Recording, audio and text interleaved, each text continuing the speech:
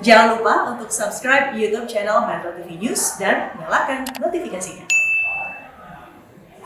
Terima kasih Anda masih bersama Metro Siang. Pemirsa, Kementerian Komunikasi dan Informatika mengikuti upacara peringatan ulang tahun ke-75 Republik Indonesia di Gedung Kemenkominfo secara virtual. Upacara virtual ini dilakukan di masa pandemi COVID-19 mengingat masih tingginya penyebaran COVID-19 di Indonesia dengan tetap melaksanakan protokol kesehatan. Menteri Komunikasi dan Informatika Johnny G. Plate mengikuti upacara kemerdekaan Republik Indonesia ke-75 di Gedung Kemenkominfo secara virtual, serentak dengan upacara di Istana Merdeka.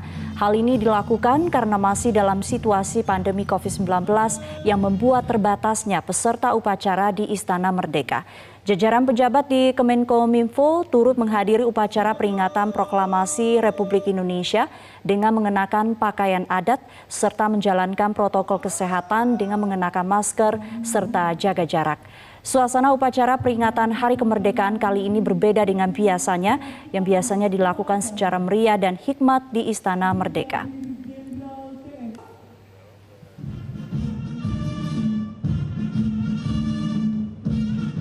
Suasana peringatan 75 tahun kemerdekaan Republik Indonesia tahun ini memang terasa berbeda dikarenakan pandemi COVID-19.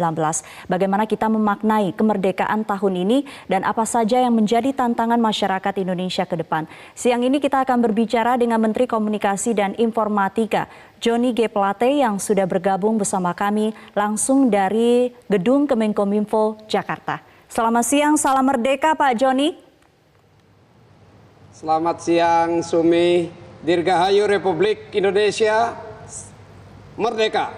Merdeka, semangat sekali Pak Johnny ya. Meskipun tahun ini suasana perayaan kemerdekaan sedikit berbeda ya, karena memang biasanya kita saksikan pada saat penaikan bendera di Istana Merdeka begitu meriah, banyak sekali undangan hadir dengan pakaian adat. Tetapi tahun ini hal seperti itu tidak kita lihat. Pak Johnny sendiri melihat apa yang berbeda tahun ini? Nah, memang berbeda sekali Sumi ya. Ada beberapa tahapan di dalam perayaan kemerdekaan. Kalau kita refleksi, perayaan kemerdekaan pada saat proklamasi itu dibacakan dan disampaikan oleh founders negara kita, ya Presiden Soekarno dan Wakil Presiden Muhammad Hatta, itu suasananya masyarakat Indonesia yang tidak tahu saat itu. Ya, yang beberapa lama kemudian baru itu disampaikan. Tetapi dunia waktu itu mengetahui itu proklamasi kemerdekaan Indonesia. Nah, kalau saat sekarang ya masyarakat mengikuti secara langsung ya, tetapi tidak dalam perayaan-perayaan fisik. Perayaan-perayaan yang dilakukan secara virtual dengan pemanfaatan transformasi digital. Salah satu dampak lain daripada pandemi COVID-19 bahwa perayaan yang selama sekian tahun, 74 tahun ini kita lakukan dengan perayaan meriah yang disaksikan di istana maupun di kantor-kantor tempat-tempat pemerintah, kantor-kantor pemerintah di seluruh Indonesia, kali ini itu dirayakan melalui ruang digital. Ya, kemeriahannya tetap sama, husuk dan hikmatnya tetap sama, cara kita merayakannya yang berbeda. Nah, ini juga sejalan dengan perubahan dunia, perubahan teknologi gitu.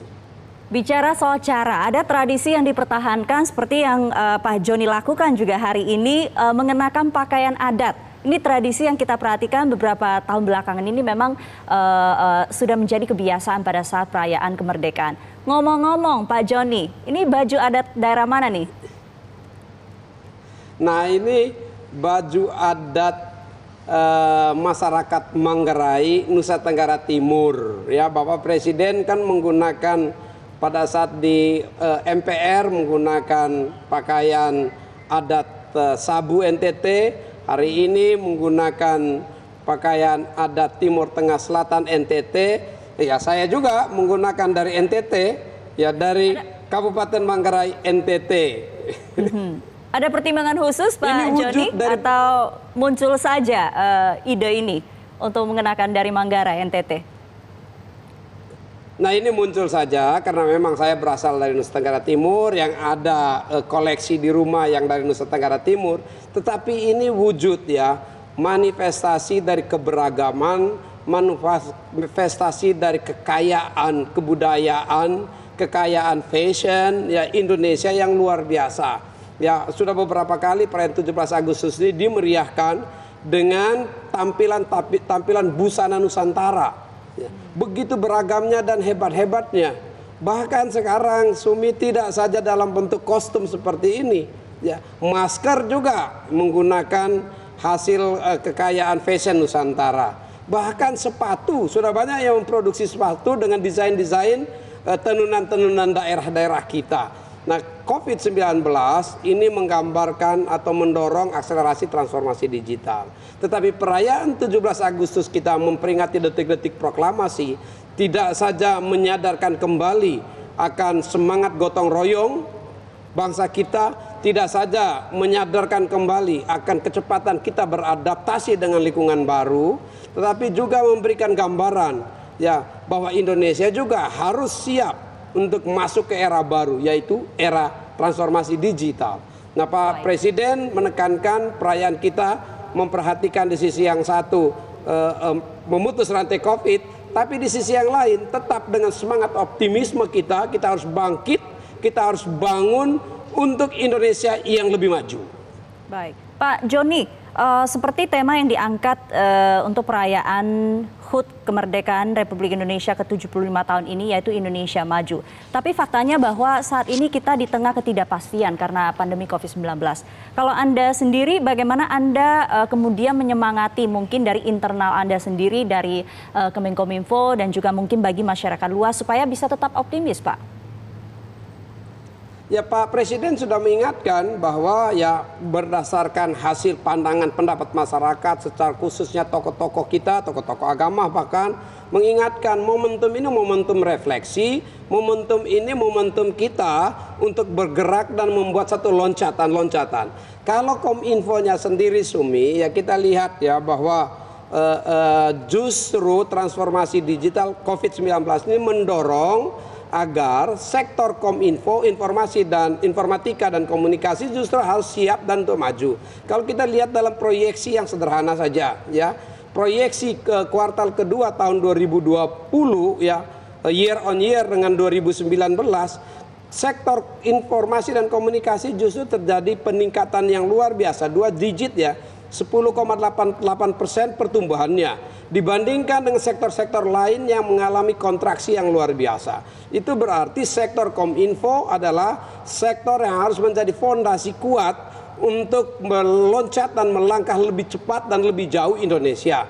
Nah, pesan Bapak Presiden ini kami terjemahkan tentu dengan beberapa kebijakan-kebijakan penting yang dilakukan oleh Kominfo baik semester ketiga dan semester keempat 2020 juga tahun 2021, 22, 23, dan 24 untuk memastikan kesiapan Indonesia betul-betul memanfaatkan ruang digital, telekomunikasi dan informatikanya itu harus menjadi fondasi kuat untuk Indonesia meloncat lebih maju.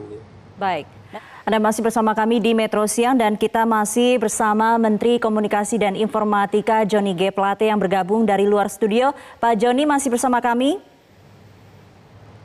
Masih, Sumi. Ya, Pak Johnny, kalau kita lihat Kominfo tahun ini menggelar perlombaan untuk merayakan kemerdekaan ke-75 Republik Indonesia dengan mengajak masyarakat untuk lomba konten podcast. Apakah ini memang salah satu upaya untuk mempercepat transformasi digital? Ada banyak sekali upaya merayakan dan memeriahkan perayaan HUT RI ke-75 melalui pemanfaatan ruang digital, Sumi. Ada tadi lomba podcast, ada juga bahkan yang disaksikan secara regional, ya. Kominfo juga menyelenggarakan kejuaraan Tandoku Kempo, ya, yang dilaksanakan secara virtual seluruh Indonesia, disaksikan oleh negara-negara sahabat ASEAN. Bahkan Presiden Kempo Internasional pun ikut menyaksikan dan menontonnya. Jadi ada banyak cara. Saya juga menyaksikan bagaimana masyarakat ya menggunakan olahraga luar ruangan untuk merayakan hari kemerdekaan bersepeda. Ada yang olahraga golf, macam-macam kegiatan-kegiatan di ruang terbuka yang dilakukan oleh masyarakat dalam rangka merayakan HUT RI ke-75 dengan memperhatikan protokol kesehatan dan memanfaatkan ruang digital dan ruang terbuka. Ya, ini saya kira kita semakin cerdas lah bagaimana memanfaatkan kesempatan-kesempatan yang lebih kreatif, program agenda yang lebih kreatif pada saat COVID-19. Ya, Pak Joni, dari berbagai kegiatan yang dilakukan secara virtual tahun ini, kemudian di tengah pandemi, banyak sekali kegiatan masyarakat juga dilakukan secara virtual. Apakah Anda melihat bahwa masyarakat kita sudah perlahan-lahan menyesuaikan diri dan juga sudah siap menyambut transformasi digital? Ya, disinilah kehebatan bangsa kita ini, Sumi. Yang pertama, kita punya modal dasar gotong royong. Kalau dulu pada saat perang kemerdekaan, gotong royong kita untuk melawan imperialisme. Kalau sekarang kita juga punya semangat gotong royong untuk bersama-sama mengatasi masalah COVID, ya, dan bangkit untuk Indonesia maju. Dan modal kedua Indonesia ini adalah modal adaptasi. Paling cepat kita membuat adaptasi, beradaptasi itu cepat. Ya, dengan kedua modal dasar kita ini, kita bisa memanfaatkan ya untuk memeriahkan kemerdekaan kita dan ya secara bersama-sama untuk menyiapkan diri ya untuk bangkit untuk lebih maju, ya, bergerak untuk bangkit bagi Indonesia yang lebih maju. Baik. Untuk Kominfo sendiri ada tidak Pak tantangan menghadapi situasi untuk mempercepat transformasi digital, kebutuhan masyarakat yang semakin tinggi? Ada tidak tantangan yang dihadapi saat ini? Ada, Somi, tantangannya besar karena ini harus menjadi fondasi ya bagi kemajuan Indonesia. Itu TIK Kominfo. Karenanya tantangan yang pertama yang harus kami selesaikan adalah menyelesaikan seluruh pembangunan infrastruktur telekomunikasi dan informatika, ya, agar apa? Agar 83.218 desa di seluruh Indonesia ini ya harus bisa tersedia dengan sinyal 4G. Kami sudah mempunyai perencanaan saat ini untuk wilayah 3T ada masih 9.113 desa yang belum tersedia sinyal 4G sinyal yang kami sudah agendakan.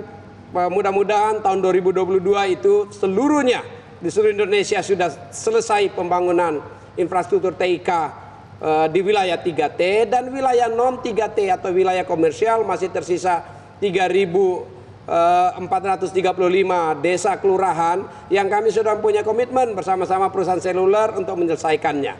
Jadi kami harapkan ya dalam roadmap pembangunan infrastruktur TIK selesai tahun 2022 dan Bapak Presiden memberikan arahan tegas untuk memastikan itu dilaksanakan. Yang kedua, kami tentu harus memastikan Indonesia bisa membangun pusat data sendiri dalam rangka satu data nasional agar bisa mendukung kebijakan-kebijakan negara yang lebih tepat di waktu-waktu yang akan datang dan lebih memudahkan dalam implementasinya.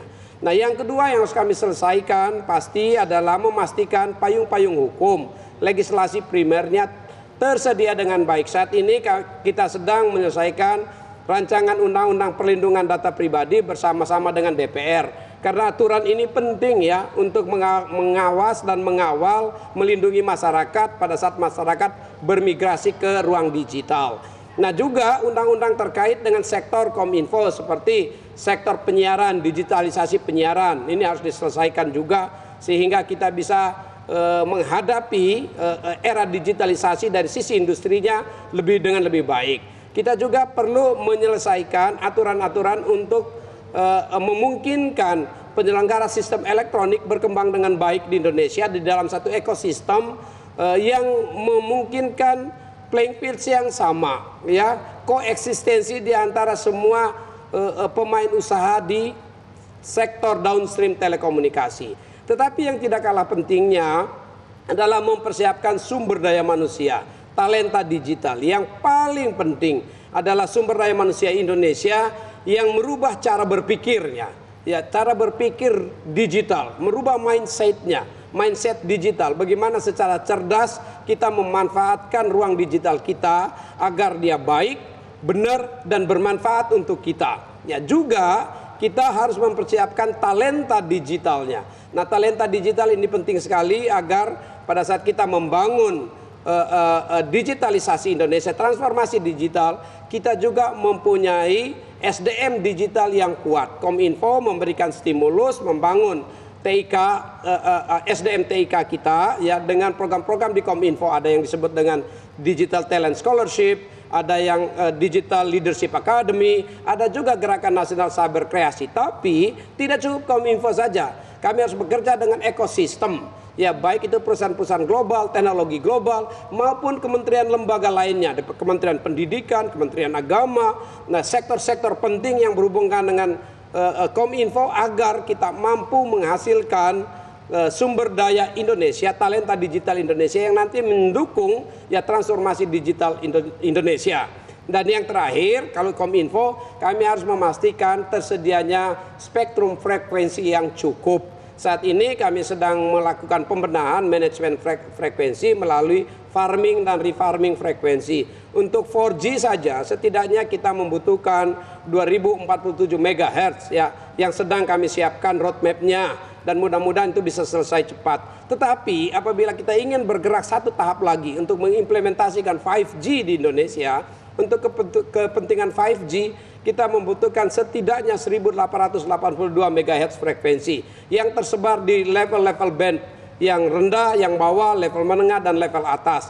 Nah, usaha untuk mempersiapkan agar ekosistem kita ini betul-betul memadai dan bisa digunakan dengan baik untuk kepentingan transformasi digital Indonesia secara menyeluruh, kami sedang menyiapkan roadmap-nya. Dan Bapak Presiden memberikan komitmen yang kuat untuk memberikan dukungan agar roadmap ini bisa dilaksanakan secara konsisten, dan infrastruktur setidaknya pada tahun 2022 sudah selesai di seluruh Indonesia ini, ada sinyal 4G-nya, dan undang-undang payung hukumnya juga tersedia, sehingga jangan sampai ruang digital kita diisi dengan hoax, disinformasi, gerakan radikal, gerakan-gerakan yang tidak bermanfaat, yang merugikan kita. Marilah kita gunakan ruang digital untuk kepentingan ekonomi digital dan untuk kepentingan kemaslahatan dan kesejahteraan bangsa kita.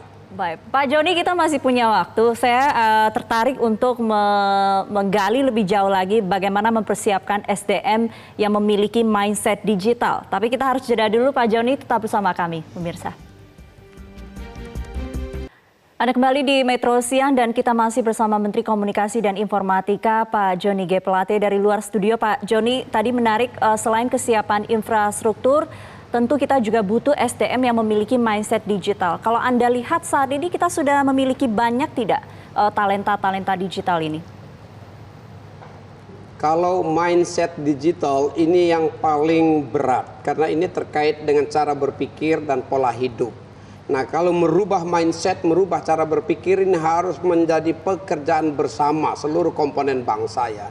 Kominfo tentu menyiapkan stimulusnya bagaimana mendorong, termasuk dengan Gerakan Nasional Literasi Digital atau Cyber Kreasi. Itu untuk menjangkau masyarakat. Gerakan ini menjangkau 75 juta lebih rakyat.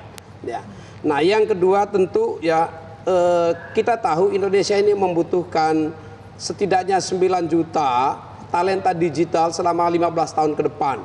Itu berarti Indonesia membutuhkan sekitar 600.000 talenta digital setiap tahunnya, dan ini harus dikerjakan secara bersama-sama oleh seluruh komponen bangsa kita. Nah, Kominfo akan mengajak perusahaan-perusahaan global, dunia perguruan tinggi, kementerian lembaga ya, bagaimana untuk mengisi kebutuhan itu. Salah satunya tadi seperti saya sebutkan adalah Digital Talent Scholarship yang langsung ditangani oleh Kominfo ya. Tetapi Sumi, yang namanya ruang digital kita ya, ini harus kita gunakan dengan baik untuk kepentingan manfaat kita. Satu, menyediakan talenta digital, tapi dalam rangka mindset itu talenta digital yang harus bisa justru menggunakan ruang digital kita untuk hal-hal yang bermanfaat, baik manfaat ekonomi, manfaat sosial, manfaat pertahanan, seluruh manfaatnya. Seperti sekarang ini, di mana sudah dilakukan pendidikan jarak jauh. Itu kan berbasis telekomunikasi atau digital. Nah, kesehatan jarak jauh, telemedicine, ya.